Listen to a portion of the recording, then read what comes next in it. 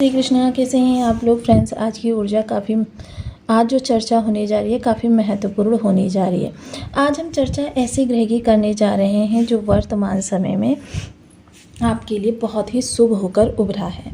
अब शुभ तो है, लेकिन देखिए क्योंकि व्यक्ति विशेष की ऊर्जा इस ग्रह की किस तरीके से, ये भी महत्वपूर्ण रहेगा।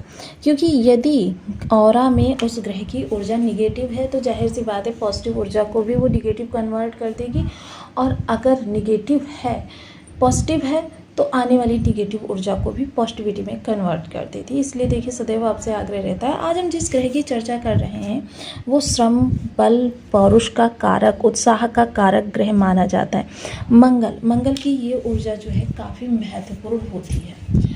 मंगल जो होते हैं वो हमारे जीवन को बहुत शानदार या फिर बहुत ही दुर्गमपूर्ण बना सकते हैं। मंगल की यह ऊर्जा आपके एकादश भाव से गोचर कर रही है। एकादश भाव देखिए, क्योंकि मंगल को जहाँ श्रम का कारक माना जाता है वहीं क्रोध का भी कारक माना जाता है, और जिन लोगों के अंदर क्रोध की अधिकता रहती है उनके मंगल किसी भी स्थिति में अच्छा प्रभाव नहीं दे सकते, क्योंकि ऐसे लोगों में कार्य से अरुचि रहती है।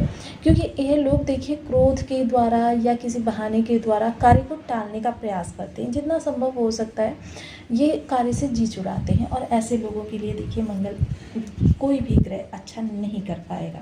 अब चर्चा करते हैं मंगल का आज, क्योंकि मंगल वर्तमान समय में यदि देखा जाए तो 11 डिग्री के हो गए हैं, जो युवावस्था के बिल्कुल नज़दीक है। वहीं दूसरी ओर मंगल रोहिणी नक्षत्र में भी गोचर करने जा रहे हैं। रोहिणी नक्षत्र ज्योतिष शास्त्र में सर्वश्रेष्ठ नक्षत्र माना जाता है। अब मंगल की ऊर्जा एकादश भाव यानी लाभ से जुड़ी हुई है, तो आपको बहुत सावधानी के साथ चीज़ों को आगे बढ़ाना है। जिन लोगों के लिए मंगल की ऊर्जा अच्छी है, ऐसे लोग क्या है कि चीज़ों को बहुत अच्छे से मैनेज करते हुए देखे जाएंगे। जिन लोगों के लिए ये ऊर्जा थोड़ी सी निगेटिव है तो ऐसे में क्या है कि वो लोग थोड़ा सा निगेटिव होते हुए देखे जाएंगे, यानी कि चीज़ों को क्रोध के साथ, गुस्से के साथ, इरिटेशन के साथ। और क्रोध देखिए हमेशा ही बुजुर्गों ने कहा है कि क्रोध विवेक को खा जाता है, और यही विवेक जब चला जाता है तो फिर चीज़ों को समझने में आप गलत तरीके से समझते हैं। गलत तरीके से जब आप समझते हैं चीज़ों को तो यही चीज़ें आपके लिए और ज़्यादा निगेटिव बन जाती हैं। तो बनी रही हमारे साथ इस वीडियो में, एंड तक आपको बहुत कुछ जानने के लिए मिलेगा। वीडियो बहुत ज्ञानवर्धक होने वाला है। यदि आपके लग्न में 4 नंबर बना हुआ है तो राशि फल आपके लिए। कुंडली में कहीं भी चंद्रमा के साथ 4 नंबर बना हुआ है तो राशि फल आपके लिए। कुंडली ना होने की स्थिति में आप इसे नाम राशि से भी देख सकते हैं। यदि अभी तक आपने अपने इस चैनल को सब्सक्राइब नहीं किया है तो प्लीज़ सब्सक्राइब कर लीजिए, वीडियो को लाइक कर दीजिए, चैनल को शेयर कर दीजिए। इससे होगा क्या कि हमारे आने वाली हर वीडियो की नोटिफिकेशन मिल सकेगी आपको सबसे पहले। एक प्यारा सा कमेंट करना बिल्कुल ना भूलें। कमेंट से हमें बहुत मोटिवेशन मिलता है, हौसला मिलता है, और ये पता चलता है कि आप और क्या जानना चाहते हैं। सर्वप्रथम मंगल ये जो बैठे हुए हैं ये देखिए, क्योंकि लाभ में बैठकर धन को देख रहे हैं तो जाहिर सी बात है कि इस समय यह धन महाधनपति योग का निर्माण कर रहा है।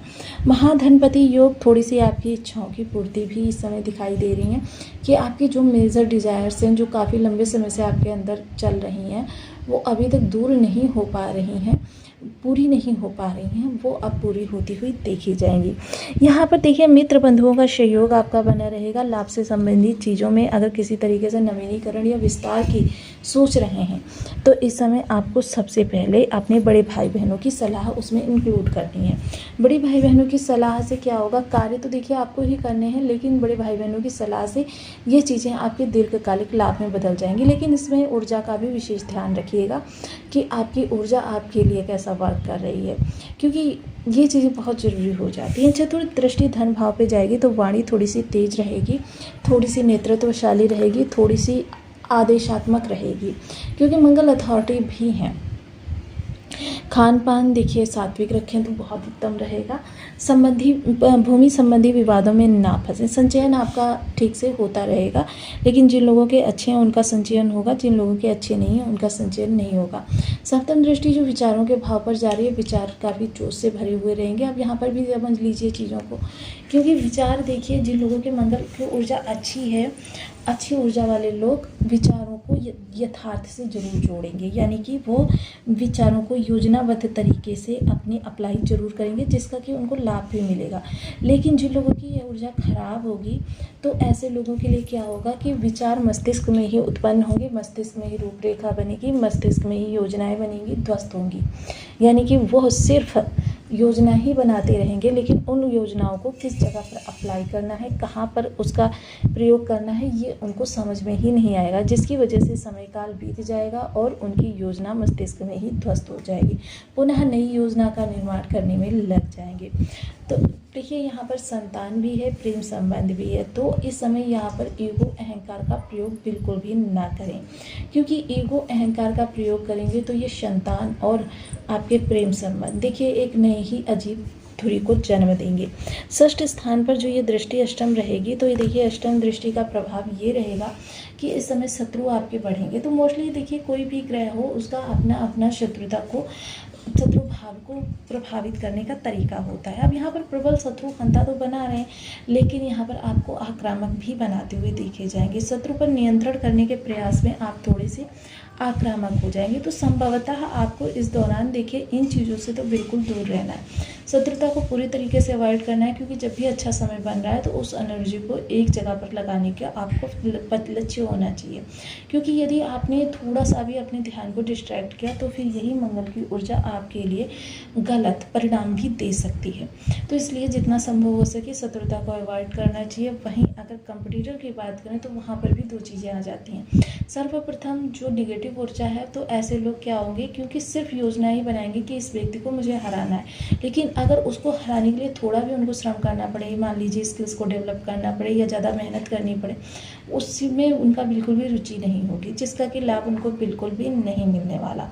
अब वहीं जिन लोगों की ऊर्जा अच्छी होगी तो वो क्या करेंगे, देखिए सामने वाले पर यानी कि जो कंपटीटर है उस पर भी ध्यान रखेंगे और साथ ही साथ उससे बेहतर बनने का प्रयास भी करेंगे। काम ज़्यादा देना पड़े वो भी देंगे, किसी स्किल्स को अपडेट करना पड़े वो भी करेंगे।